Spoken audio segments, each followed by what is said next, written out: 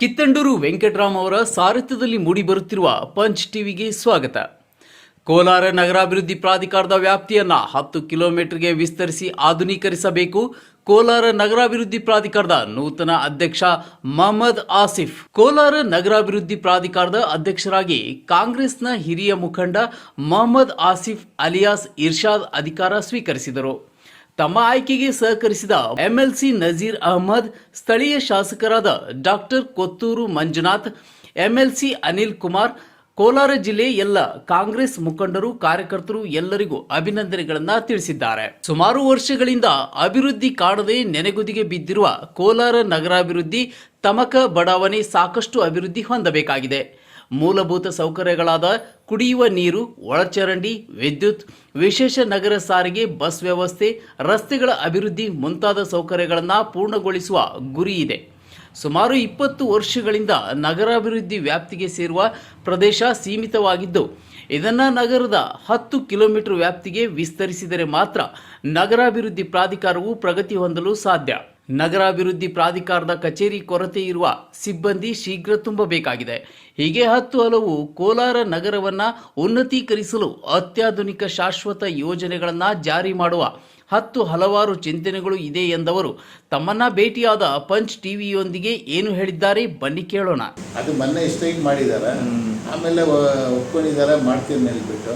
ಇವಾಗ ನಮಗೊಂದು ಅವಕಾಶ ಸಿಕ್ಕಿದೆ. ನಾವು ಅದು ಇವಾಗ ಅಲ್ಲಿ ರೋಡ್ ಮಾಡಬೇಕು, ನೀರು ಕೊಡಬೇಕು, ಅದೆಲ್ಲ ವಸತಿ ಮಾಡಬೇಕು ಅಂತ ನಾವು ಮಾಡ್ತೀವಿ, ಡೆವಲಪ್ಮೆಂಟ್ ಮಾಡ್ತೀವಿ.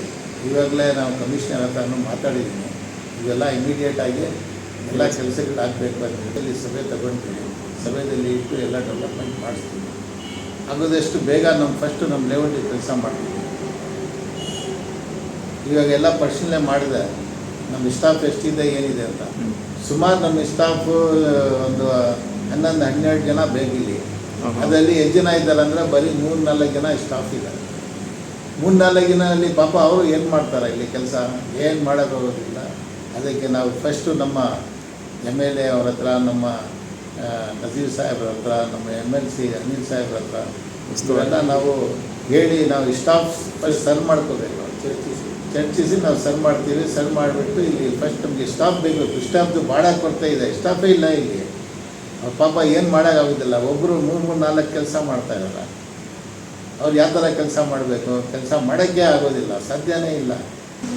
ಇಲ್ಲಿ ಬೇಕಾದಷ್ಟು ಕೆಲಸಗಳು ಬಾಕಿ ಇದೆ. ಲೇಔಟ್ ಡೆವಲಪ್ಮೆಂಟ್ ಮಾಡಬೇಕು, ವಾಟರ್ ಫೆಸಿಲಿಟೀಸ್ ಇಲ್ಲ, ರೋಡ್ಸ್ ಇಲ್ಲ. ಇದಕ್ಕೆಲ್ಲ ನಾವು ಡೆವಲಪ್ಮೆಂಟ್ ಮಾಡಬೇಕು. ನಂತರ ಕೋಲಾರಿಗೆ ಒಂದು ರಿಂಗ್ ರೋಡ್ ಮಾಡಬೇಕು. ಯಾಕಂದರೆ ನಾವು ಮೊನ್ನೆ ಅಸೆಂಬ್ಲಿ ಎಲೆಕ್ಷನ್ನಲ್ಲಿ, ಪಾರ್ಲಿಮೆಂಟ್ ಎಲೆಕ್ಷನ್ನಲ್ಲಿ ಎಲ್ಲರಿಗೆ ನಾವು ಹೇಳಿದ್ದೀವಿ, ಮುಂದಿನ ದಿನದಲ್ಲಿ ಒಂದು ಕೋಲಾರಿಗೆ ರಿಂಗ್ ರೋಡ್ ಮಾಡ್ತೀವಿ ಅಂತ ಹೇಳ್ಬಿಟ್ಟು ನಮ್ಮ ಲೀಡರ್ಸ್ ಎಲ್ಲರಿಗೆ ಆಶ್ವಾಸನೆ ಕೊಟ್ಟಿದ್ದಾರೆ. ರಿಂಗ್ ರೋಡ್ ಮಾಡ್ತೀವಿ ಅಂತ ಹೇಳ್ಬಿಟ್ಟು ಇದು ಮಾಡೇ ಮಾಡ್ತೀವಿ. ಆಮೇಲೆ ಏನೇನು ಕೆಲಸ ಪೆಂಡಿಂಗ್ಗಳಿದೆ ಅದು ಎಲ್ಲ ಪೂರ್ತಿ ಮಾಡೋ ಪ್ರಯತ್ನ ಮಾಡ್ತೀನಿ, ಮಾಡಿ ಡೆವಲಪ್ಮೆಂಟ್ ಮಾಡ್ತೀನಿ. ಸುಮಾರು ದಿನದಿಂದ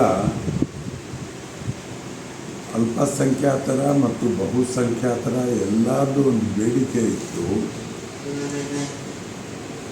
ಈ KUDಗೆ ಒಂದು ಉತ್ತಮವಾದ ಅಧ್ಯಕ್ಷರನ್ನು ಸರ್ಕಾರ ನೇಮಕ ಮಾಡಬೇಕು ಅಂತೇಳಿ ಹಲವಾರು ಸಾರಿ ಕೋಲಾರಿನ ಎಲ್ಲ ನಾಯಕರು, ನಮ್ಮ ನಾಯಕರಾದ ನಸೀರ್ ಅಹಮದ್ ಮತ್ತು ಯುವ ಮತ್ತು ಜನಪ್ರಿಯ ಶಾಸಕರಾಗಿರ್ತಕ್ಕಂಥ ಕೊತ್ತೂರು ಮಂಜುನಾಥ್ನವರು ಮತ್ತು ಇನ್ನೊಬ್ಬ ಯುವ ನಾಯಕರಾಗಿರ್ತಕ್ಕಂಥ ಅನಿಲ್ ಕುಮಾರ್ MLC ರವರನ್ನು ಭೇಟಿ ಮಾಡಿ ನಾವೆಲ್ಲ ತುಂಬ ಒತ್ತಾಯ ಮಾಡ್ತಾಯಿದ್ವಿ, ಒಂದು ಉತ್ತಮವಾದ ಅಧ್ಯಕ್ಷರನ್ನು ನೇಮಕ ಮಾಡಬೇಕು ಅಂಥೇಳಿ.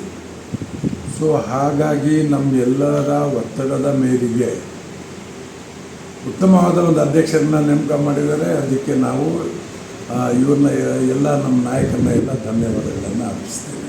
ನಮಗೆ ನಿರೀಕ್ಷೆ ಇದೆ ಮೊಹಮ್ಮದ್ ಹನೀಫ್ ಅಲಿಯಾಸ್ ಇರ್ಷಾದ್ ಇವರು ತುಂಬ ಹಿರಿಯ ನಾಯಕರು ಕಾಂಗ್ರೆಸ್ ಪಕ್ಷಕ್ಕೆ.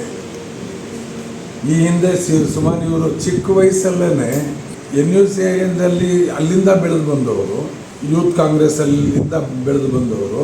NSU Congress, youth Congress. ತುಂಬ ಚಿಕ್ಕ ವಯಸ್ಸಲ್ಲೇ ಇವರು ನಾಯಕರಹಳ್ಳಿ ಪಂಚಾಯತಿಗೆ ಅಧ್ಯಕ್ಷರಾಗಿ ಕೆಲಸ ಮಾಡಿದ್ದಾರೆ.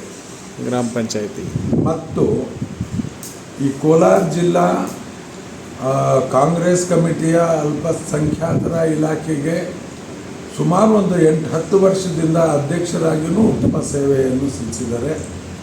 ಪಾರ್ಟಿಗೆ ಪಾರ್ಟಿ ಪಕ್ಷಕ್ಕೆ ಹನೀಫ್ರವರ ಕಾಂಟ್ರಿಬ್ಯೂಷನ್ ಜಾಸ್ತಿ ಇದೆ.